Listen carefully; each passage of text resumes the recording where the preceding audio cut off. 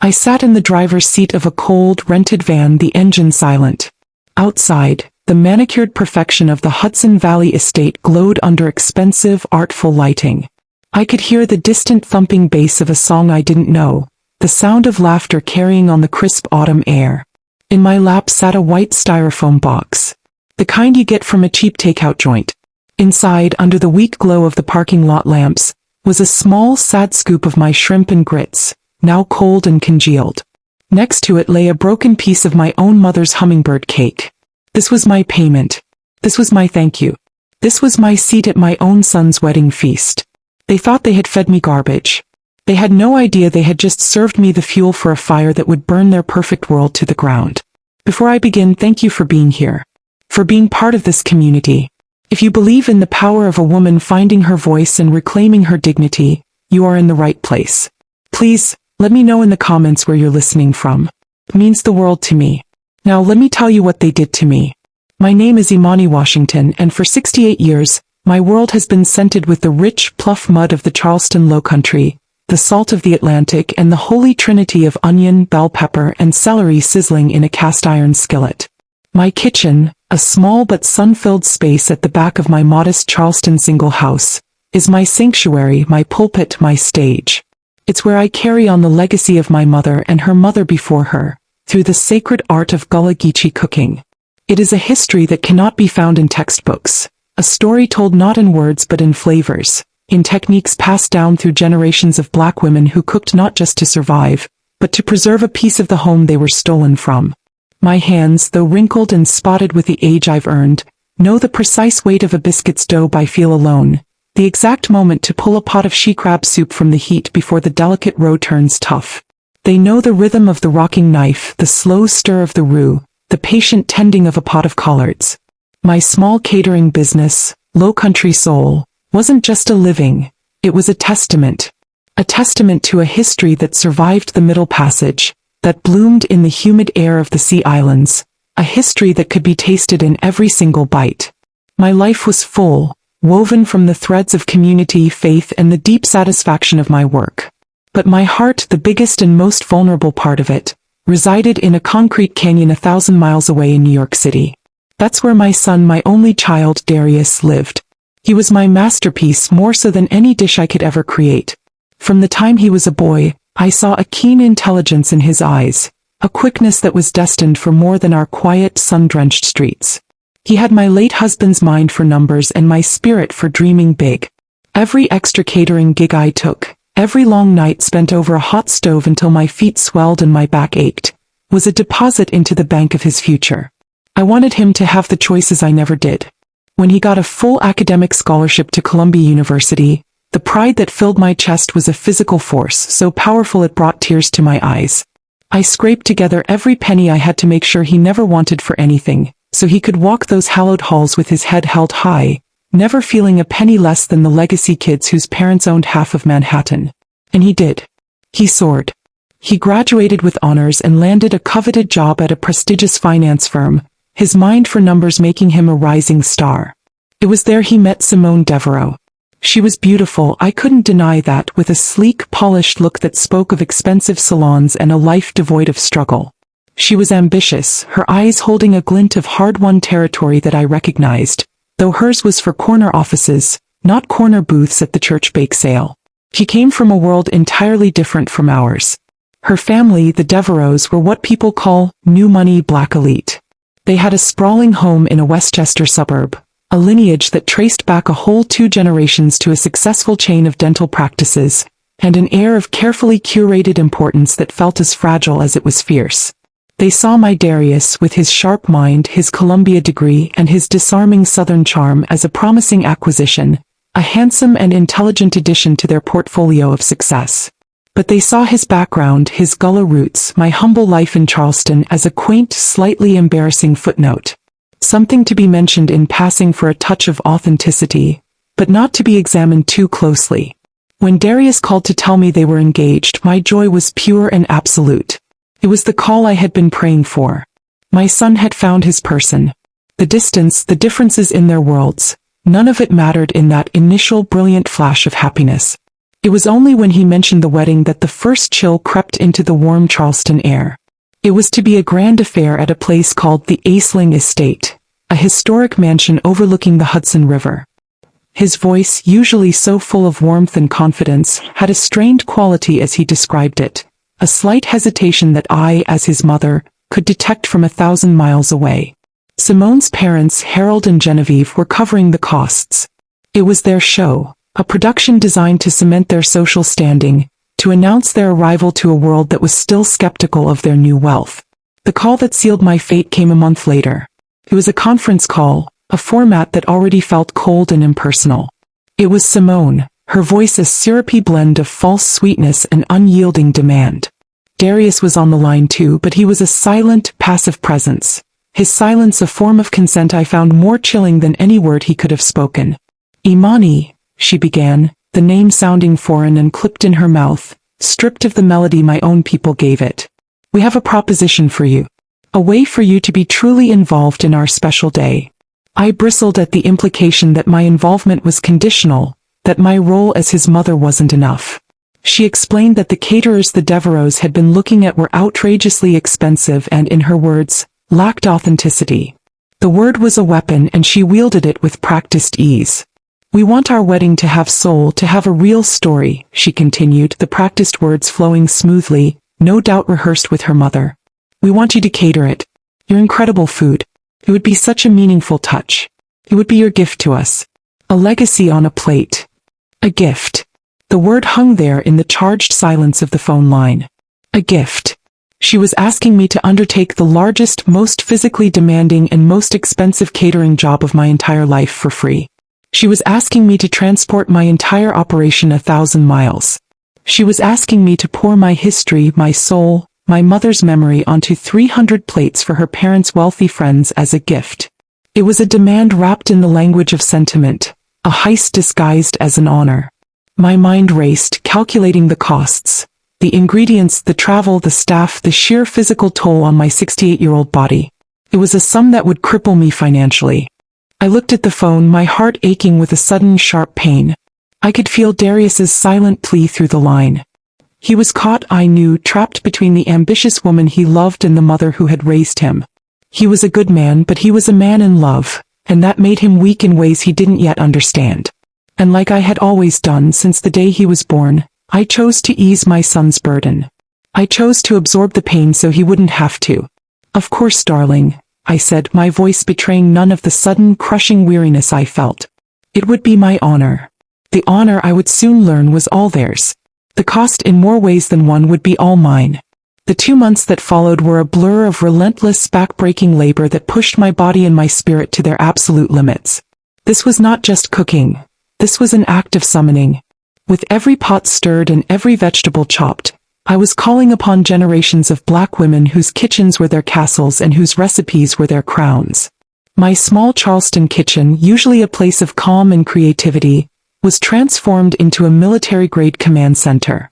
Handwritten lists covered every available surface, taped to cabinets and countertops, detailing timelines, ingredient quantities, and logistical necessities. My days started before the sun rose, with calls to my trusted suppliers, the men and women who formed the backbone of the Lowcountry's culinary world. I needed stone-ground grits from a specific mill on Edisto Island, the only kind that cooked up with the right creamy texture. I needed sweet grass-fed pork from a farm deep in the countryside, whose owner I knew by his first name. I needed the fattest, sweetest shrimp that the trawlers brought in that very morning, the kind you could only get if you were there on the docks when they came in. My own garden, my pride and joy, was stripped of its bounty. The ripest tomatoes for my okra soup, the most fragrant basil for my marinades, the fiercest Scotch bonnet peppers for a touch of heat that would wake up the palate without scorching it. The centerpiece of the menu, the dish that was my signature and my mother's legacy, was to be her hummingbird cake. It was a confection of banana, pineapple, and pecan, so dense and moist it felt like a prayer on the tongue, held together by a cream cheese frosting that was tangy and sweet in perfect balance. Making one was a ritual that took the better part of a day. Making enough for 300 guests was a pilgrimage. As I measured and mixed, my kitchen filled with the scent of toasted pecans and warm spices, I could feel her presence beside me, her voice a whisper in my ear, Not too much cinnamon, honey. Let the fruit sing. I baked day and night, carefully wrapping each cake and storing it, a growing testament to a love that felt increasingly one-sided. The logistics were a nightmare that gnawed at my sleep. I had to rent a large refrigerated van, a cost I quietly absorbed without a word to Darius. The number on the rental agreement was a sharp, painful blow to my savings account. I hired 2 of my most trusted helpers from Charleston, 2 young women I was mentoring, bright culinary students with eager hands and good hearts. I paid them a generous wage for the week out of my own dwindling funds, telling them it was a prestigious gig, a chance to see New York and add a high-profile event to their resumes. I couldn't bring myself to tell them the truth, that we were the unpaid gift, a cost-saving measure for a family who could have bought my entire business with the money they were spending on flowers alone. The drive from Charleston to the Hudson Valley took 2 full days, a long, lonely journey up I-95. Every mile that clicked by on the odometer was a testament to my love for Darius, a love that felt heavier with each mile that separated me from my home. The van, filled with carefully packed coolers and containers of sauces, prepped vegetables and marinated meats, was a rolling treasure chest of my heritage.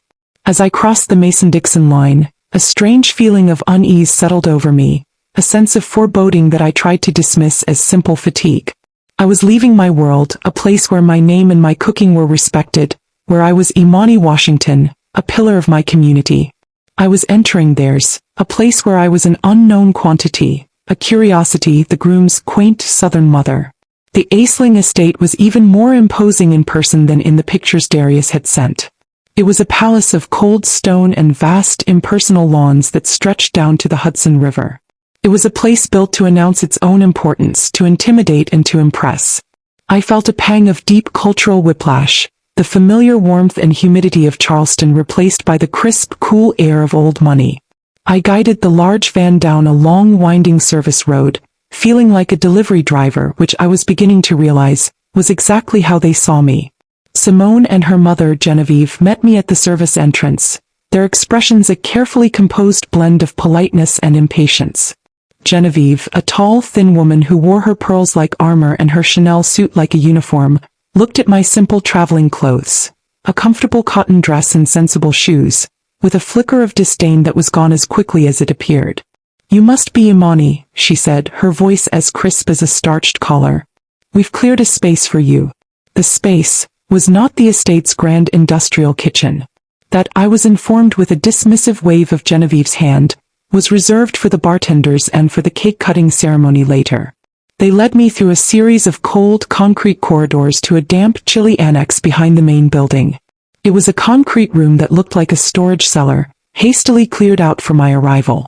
A few stainless steel tables had been set up, along with a single temperamental-looking portable stove. It was an insult, plain and simple. A calculated decision to hide me, the help, away from the main house, away from the eyes of their important guests. "The lighting in here is dreadful," Genevieve sniffed, looking around the grim space as if she were afraid to breathe the air. "But I suppose it can't be helped. Just try to keep the smells contained." The smells. She was talking about the scent of my pimento, my thyme, my history. The very soul they had claimed to want. I looked for Darius, my heart seizing in my chest. He finally appeared, trailing behind Simone like a well-heeled shadow. He wouldn't meet my eyes. His gaze was fixed on a point just over my shoulder. "Ma," he said, his voice low and rushed. "It's great you're here. Everything looks amazing. Simone and her mom have everything under control. Just let them know what you need." He gave my shoulder a quick, awkward squeeze, a gesture so fleeting it felt like a dismissal, and then he was gone, pulled back into the orbit of his new family, leaving me standing under the flickering fluorescent lights of my designated dungeon. I stood in that cold, gray room, the silence broken only by the hum of the refrigerators I had brought with me. I felt a profound and terrible loneliness, a feeling of being utterly alien and unseen. The 2 young women I'd brought looked at me, their faces a mixture of confusion and concern. They had expected a grand kitchen, a professional environment. Not this. I saw the pity in their eyes, and it was that pity that finally broke through my shock. I straightened my back, pulling on a lifetime of grace, forcing a smile I did not feel. "All right, ladies," I said, my voice stronger than I felt, infused with the authority of a woman who would not be broken. We have work to do. Let's show them what Low Country soul is all about. For the next 48 hours, we turned that soulless concrete box into a temple of flavor. We worked through the day and late into the night, fueled by coffee and a stubborn rising tide of pride. If they were going to hide me in the back, I would make sure my food screamed from the front. I was no longer just cooking for my son. I was cooking for my ancestors. I was cooking to prove I was somebody. On the day of the wedding, the air in our makeshift kitchen was thick with the glorious, undeniable evidence of our labor. It was a symphony of aromas that told the story of my home, a fragrant rebellion against the sterile concrete walls that contained us. The scent of slow-roasted pork, rich and smoky from a 12-hour marinade, mingled with the sharp, sweet aroma of my signature Carolina gold rice pilaf, studded with pecans and currants. The she-crab soup, creamy and decadent with a hint of sherry, simmered gently on the portable stove, each bubble a promise of the coastal luxury it contained. We were utterly exhausted, our backs aching from bending over low tables, our feet swollen to twice their normal size, but our spirits were high. We had created a masterpiece against all odds. We had spun gold from the straw they had given us. From our back-annex exile, we could hear the sounds of the ceremony starting on the great lawn. The faint, elegant strains of a string quartet playing something classical, the murmur of the 300 assembled guests settling into their seats. I paused for a moment, my hands deep in a bowl of seasoned flour for the fried chicken, and closed my eyes. I allowed myself a small, painful fantasy of being out there, sitting in the front row, my heart swelling with pride, watching my son's face as his beautiful bride walked down the aisle toward him. I imagined the feel of the crisp autumn air, the sight of the sun setting over the Hudson River, the simple joy of witnessing the moment my only child began his new life. Instead, I was here in this windowless room, plating endless trays of pimento cheese tartlets and shrimp crostini, my hands moving with an efficiency born of 5 decades of practice. My 2 young assistants worked silently beside me, their youthful energy a stark contrast to the weariness that had settled deep in my bones. The reception began and a frantic, steady rhythm took over. Waitstaff I didn't recognize, hired by the Devereaux, began appearing at our door, their faces impatient, grabbing the heavy platters of food as soon as we filled them. For 2 hours we were a machine sending out wave after wave of culinary artistry. The fried chicken crispy and juicy. The shrimp and grits creamy and rich. The collard greens, slow simmered with smoked turkey until they were tender as a mother's love. And then the food was a sensation. One of the waiters, a kind-faced young man with gentle eyes, snuck back to tell us, his face flushed with excitement. "They're going crazy for it," he whispered, his eyes wide as he stole a piece of crackling from a platter. "Everyone is asking who the chef is. They've never tasted anything like it. Some guy said it was the best food he's ever had at a wedding." A fierce, hot pride swelled in my chest, a momentary antidote to the sting of my exclusion. I had done it. My food was speaking for me even if I was silenced. It was my ambassador, my representative in the grand hall from which I was barred. It was telling them who I was, where I came from, the love and history that was packed into every bite. An hour into the reception, our work was finally done.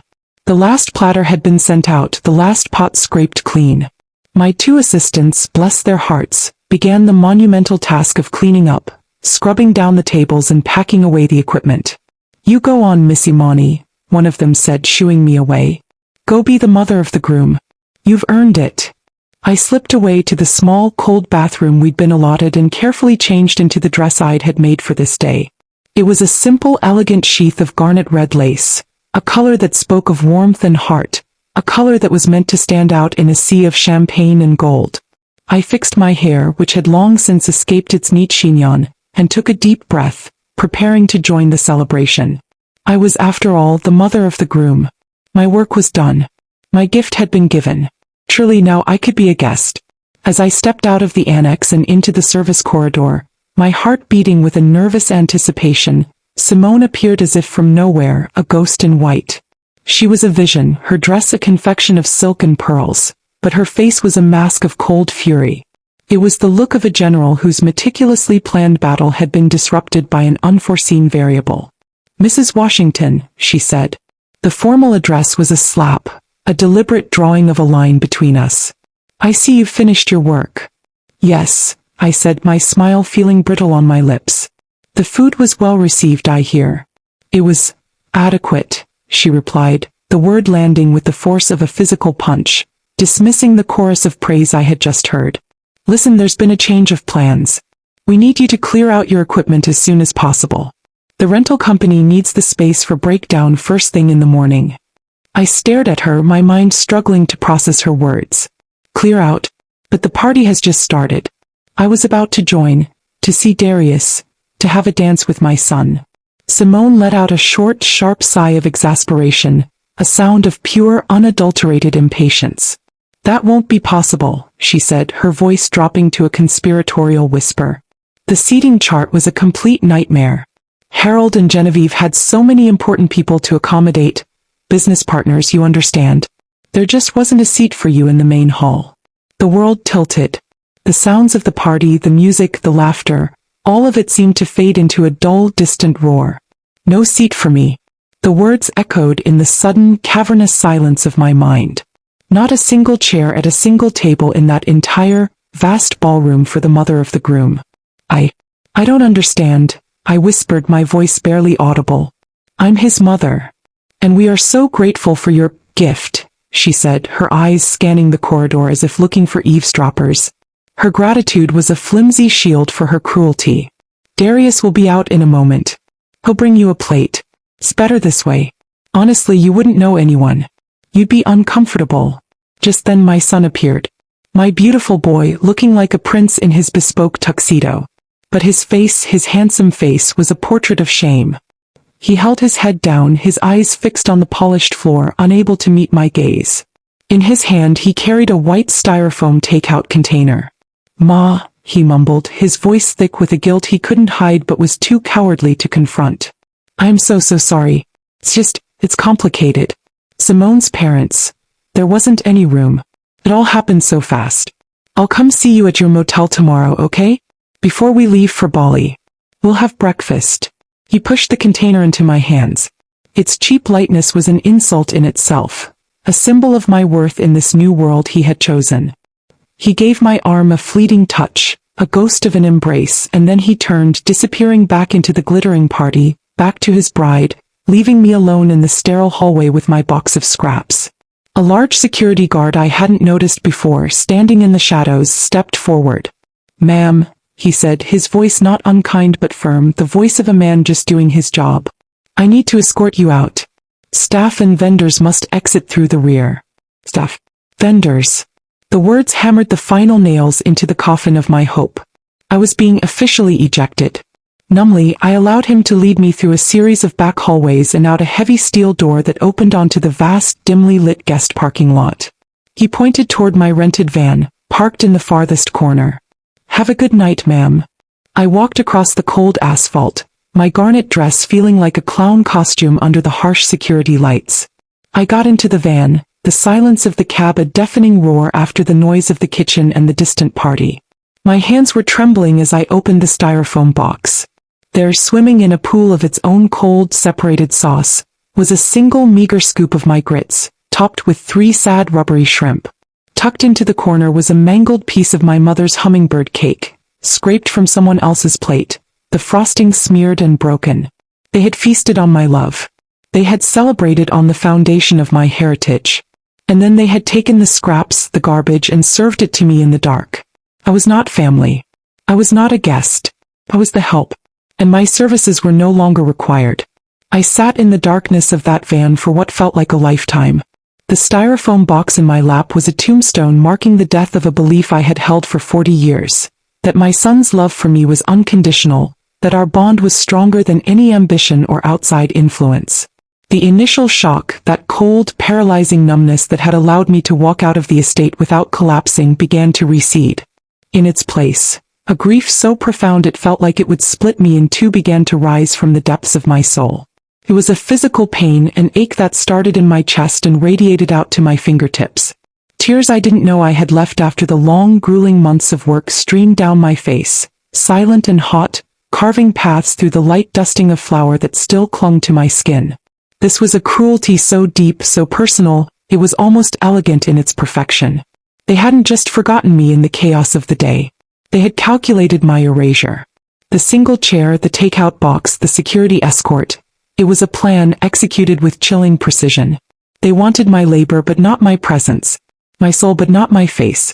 From my vantage point in the far corner of the lot, I could see the endless parade of luxury cars, Mercedes, BMWs, even a few Bentleys, gleaming under the lights.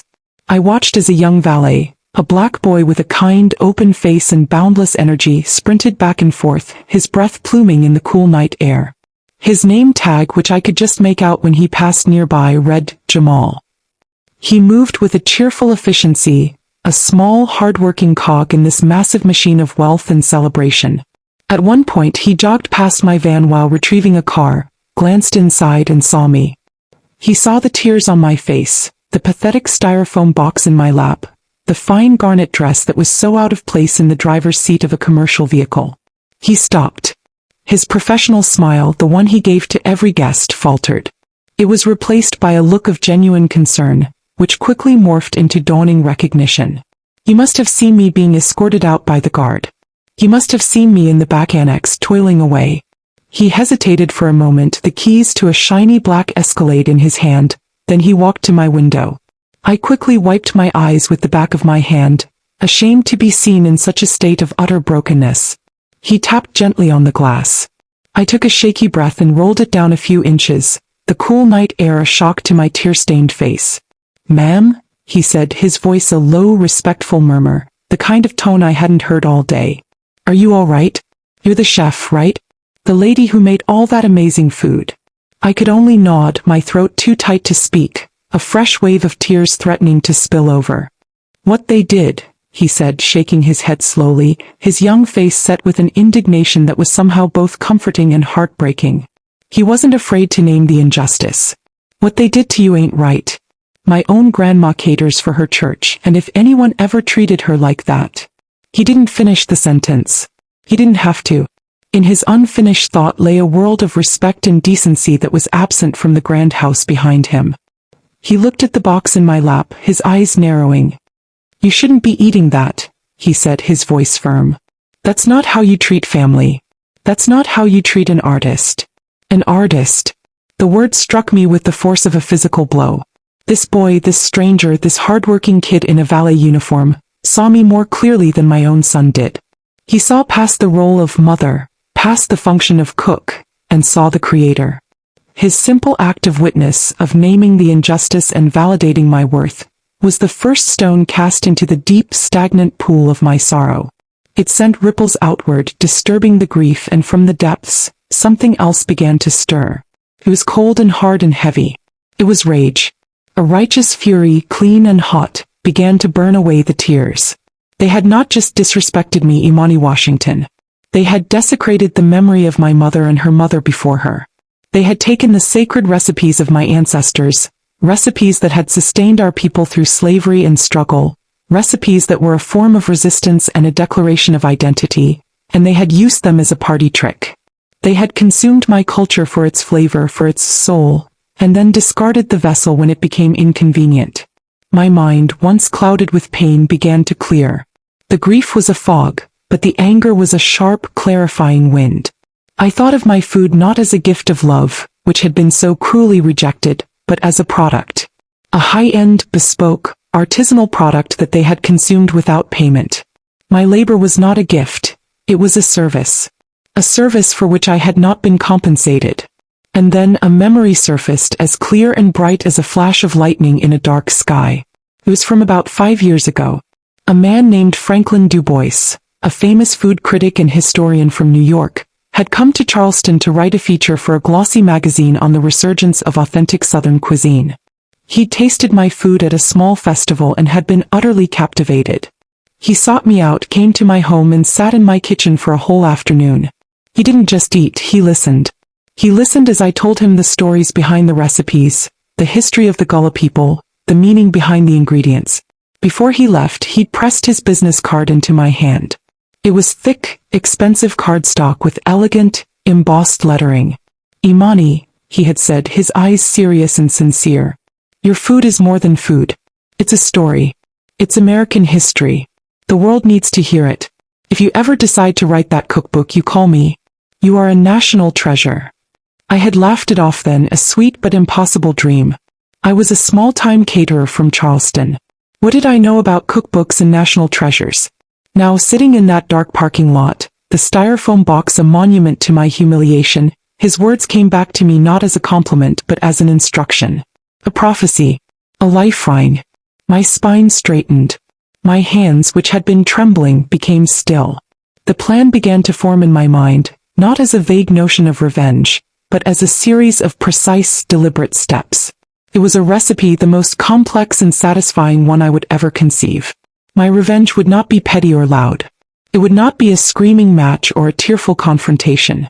It would be quiet, elegant, and utterly devastating. It would be served on a platter of their own making, garnished with their own arrogance. I looked over at the grand estate, at the lights and the music that now sounded like a mockery. I remembered seeing a table in the foyer with a stack of wedding programs when I first arrived. They had proudly listed all the vendors, a way for the Devereaux to show off how much they'd spent. The videographer, the photographer, the florist. All cogs in their machine. All potential ingredients in mine. With a resolve that felt like it was forged in steel, I started the van. I did not drive to the cheap, sad motel they had booked for me on the other side of town. I drove to the most expensive hotel I could find in the nearest town, a boutique inn that smelled of old leather and new money. I walked to the front desk, my head held high in my garnet lace dress, and I booked a suite for 2 nights using the credit card I kept for emergencies. The time for sorrow was over. The time for business had begun. I had a phone call to make to a man who knew how to make national treasures. The next morning, I awoke not to the familiar, comforting scent of salt marsh and jasmine from my Charleston garden, but to the crisp, anonymous smell of high thread count sheets and lemon-scented polish.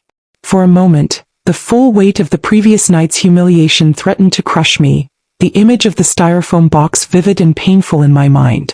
But I pushed it back, confining it to a corner of my consciousness. Today was not a day for grief. It was a day for strategy. I ordered a pot of strong black coffee and a plate of dry toast from room service, needing fuel, not pleasure. I sat at the elegant mahogany desk in my suite, the morning sun streaming through the large windows, and laid out my tools. There was the wedding program I'd managed to grab on my way in, its glossy pages filled with the names of my unwitting future collaborators. There was a notepad from the hotel and a pen. And there, in the center of it all, was the old, worn business card of Franklin Du Bois, its edges softened from years in my wallet. It felt less like a piece of paper and more like a key. I did not call him immediately. I waited until precisely 10:30, a time of serious business, not of social pleasantries. I showered and dressed, not in my finery from the night before, but in a simple, practical travel dress. I was no longer the mother of the groom. I was a businesswoman. I rehearsed my opening lines, stripping my voice of any tremor or emotion, channeling the calm, steady authority of my own grandmother. When I dialed the number, I was not Imani Washington, the heartbroken mother. I was Imani Washington, the culinary artist, the keeper of a legacy, and I was presenting a business opportunity. Franklin Du Bois, a rich, familiar voice answered, exactly as I remembered it. Franklin, this is Imani Washington down in Charleston, I began, my voice as smooth and steady as poured molasses, betraying none of the turmoil that had raged within me just hours before. I hope I'm not disturbing you, Imani. My goodness, what a wonderful surprise. The warmth in his voice was genuine, and for a second, it almost broke my composure. Disturbing me? Never. To what do I owe the honor? Are you in New York? As a matter of fact, I am. I find myself in the Hudson Valley, I said, getting straight to the point. I just finished catering a rather large, high-profile event here, and it has solidified something for me. I'm ready to write my cookbook, Franklin, and I believe I have the perfect story to launch it. I could hear the shift in his attention, the professional curiosity peaked. Is that so? Tell me everything. I didn't tell him about the styrofoam box or the parking lot. That was the emotional core of the story, the spice to be added later for flavor and impact. For now, I focused on the professional narrative, the high-concept pitch. I described the event in broad, impressive strokes. The Gullah Geechee chef who brought the soul of the Lowcountry to the heart of New York's elite society. I painted a picture of the juxtaposition of cultures, the power of food to tell a story that transcends class and geography. I told him the food had been a triumph, that the guests were captivated, which was the absolute truth. I was framing a narrative of success and he was buying every word. "Imani, this is fantastic," he said, his voice buzzing with excitement. "A story like that has legs. It's the kind of thing editors drool over. We could pitch it to Eat or maybe even the Times food section. A human interest piece to build buzz before we even announce the book." "Exactly," I said, my heart giving a small triumphant leap. He was seeing the path just as I had. "And to that end, I need to secure some visual assets to accompany the story. The event had a professional videographer. I'd like to license some of the footage, specifically of the food and the guests' reactions." My next call, using the information from the wedding program, was to the videographer, a company with the saccharine name, Cinematic Moments. I introduced myself as the mother of the groom and, more importantly, as the executive chef of the event. My voice was all business. I explained that I was collaborating with the renowned food critic Franklin Dubois on a feature story for a major publication about the wedding's unique culinary heritage. I used Franklin's name like a battering ram and it worked. I offered to pay a generous licensing fee for specific B-roll footage. I didn't want the couple, just the context. I requested close-ups of the food on the platters, shots of the buffet line, and most importantly, candid reactions from guests as they tasted my cooking. The owner, smelling a lucrative and prestigious side deal that wouldn't violate his primary contract with the couple, agreed without hesitation. We had a deal in place within the hour, and I paid his invoice with my emergency credit card. The debt was growing, but it felt like an investment, not a loss. My final piece of business was the most satisfying, the step that transformed my pain into power. I found a local law firm online with a roster of sharp-witted female lawyers. I made an appointment for that afternoon. I walked into the polished office of a woman named Ms. Albright, a no-nonsense lawyer in her 50s with intelligent eyes that missed nothing. I explained the situation to her in calm, clear detail, from the initial gift proposal to the styrofoam box in the parking lot. I presented it not as a family drama, but as a business deal gone wrong. She listened, her expression transitioning from professional sympathy to a kind of steely admiration. Together we drafted 2 documents. They were my masterpieces, my counterfeast. The first was an invoice. It was a work of art, a masterpiece of itemized retribution. Addressed to Mr. and Mrs. Darius Washington, it listed every single cost with meticulous detail. The market price of the Edisto grits, the sweetgrass pork, the jumbo shrimp, the rental of the refrigerated van, the wages for my 2 assistants including overtime, my travel and accommodation expenses. To that I added a consulting and executive chef service fee, a number that reflected my 50 years of experience and the premium nature of my craft. At the bottom, after the subtotal, I had Ms. Albright add a final line item, a stroke of legal genius: emergency relocation and emotional distress surcharge. The grand total was staggering, a figure well into the 5 digits, enough to make a serious dent in their honeymoon budget and beyond. It was the price of my soul, and the bill was now due. The second document was a formal cease and desist letter. It was cold, legal, and beautiful. It legally forbade them in perpetuity from using my name, my likeness, or my proprietary family recipes, which I had Ms. Albright define as intellectual property, for any personal or commercial gain. It explicitly stated that their familial license to my culinary heritage was hereby revoked due to a fundamental breach of respect and familial contract. They could no longer claim my history as their own quaint party story. I paid the lawyer her retainer. Then I paid a bonded courier service to deliver the thick envelope containing the invoice and the legal notice to the Aisling estate, with instructions to hold it for the newlyweds upon their return from their honeymoon. They would come home from the sun-drenched beaches of Bali not to happy memories and wedding gifts, but to a bill for the soul they had consumed and a legal decree severing them from the very roots they had tried to exploit as a charming accessory. The trap was set. All I had to do now was go home to Charleston and wait for them to walk into it. I returned to the familiar comfort of my Charleston home, the scent of jasmine and salt in the air a balm to my wounded spirit. The world felt different, as if a filter had been removed from my eyes. My love for my son, once a vast and unconditional ocean, had receded, leaving behind a rocky, barren shoreline. For 3 weeks I tended my garden, pulling weeds with a newfound vigor. I walked on the beach at Folly, letting the waves wash over my feet, feeling the tide pull and release, a rhythm of loss and return. And I waited. I saw the pictures they posted on social media, a stream of glossy, curated happiness. Darius and Simone, tanned and smiling, clinking champagne glasses against an impossibly blue ocean in Bali. They looked happy, carefree, encased in the impenetrable bubble of their own perfect narrative. They had no idea that narrative was about to be rewritten by a far more skilled storyteller. The explosion came on a Tuesday morning in the form of an article published on the front page of Eater, one of the most influential food blogs in the country. Franklin Dubois had outdone himself. He had taken my story, my pain, and polished it into a diamond of journalistic retribution. The headline was pure genius, a masterpiece of intrigue and condemnation.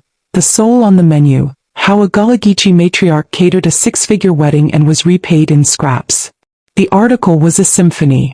It opened with a breathtaking description of my food, woven from the licensed video footage that showed glistening shrimp cascading into creamy grits, golden brown platters of fried chicken, and guests closing their eyes in ecstasy.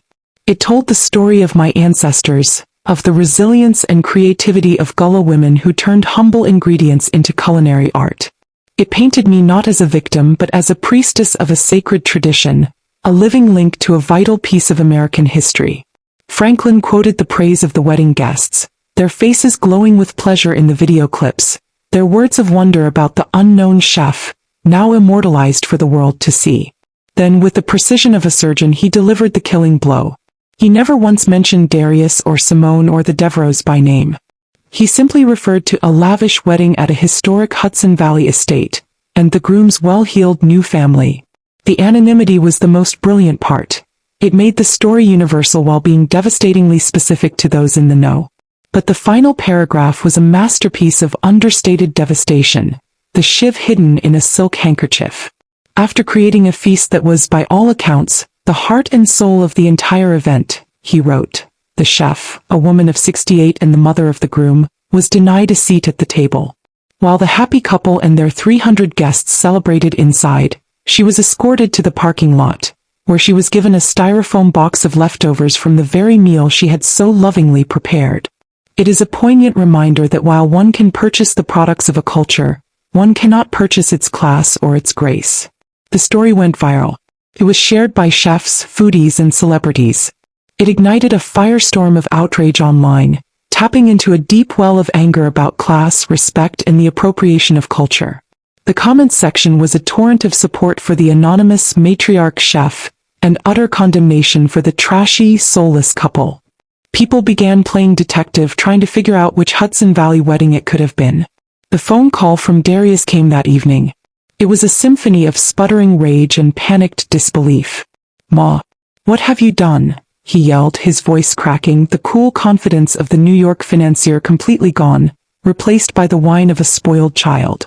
"Everyone knows it's us. Everyone from the wedding sent us the link. Simone is hysterical. Her parents are threatening to disown me. They say we've humiliated them." "I have no idea what you're talking about, Darius," I said, my voice as calm as a summer evening in Charleston. "I simply shared my story with a respected journalist. Seems to have resonated with people. Are you saying you're ashamed of how you treated your mother? The invoice. The lawyers," he shrieked, his voice rising in panic. "We got back and there was a package waiting for us.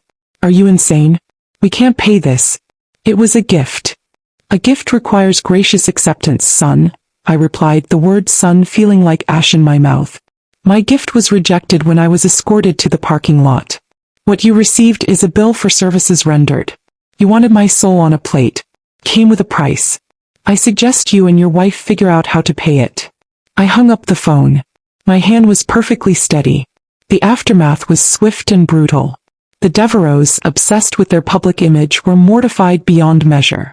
The story of their cruelty, though officially anonymous, became the talk of their social circle. They were a punchline at the country club. The happy couple's world imploded. They were no longer a power couple. They were a cautionary tale of what happens when you have money but no manners. For me, everything changed. The article turned me from an unknown cook into a culinary icon. I was flooded with offers. A major publisher in New York gave me a stunning advance for my cookbook, which we decided to title My Mother's Hands. A television production company wanted to do a documentary series on Gullah cuisine, with me as the host, traveling through the Lowcountry and telling the stories of its food and its people. I was invited to speak at food festivals, to teach classes at culinary institutes. My little catering business was suddenly booked a year in advance, with clients who spoke my name with a reverence that was both humbling and deeply validating. The final scene of my old life and the first of my new one took place a few months later. I was in my own kitchen in Charleston, but it was filled with lights, cameras, and a smiling TV host. We were filming the first episode of my show. As I showed him how to fold the pineapple into the batter for my mother's hummingbird cake, the very cake that had been served to me as an insult, I felt a profound sense of peace. I had lost a son, but I had found my voice. I had been cast out, but now the world was inviting me in. They had tried to feed me trash in a parking lot, but I had turned it into a feast that would nourish me for the rest of my days. Looking into the camera, I smiled. It was a genuine smile, warm and full of a hard-won joy. My name is Imani Washington, and my story was just beginning.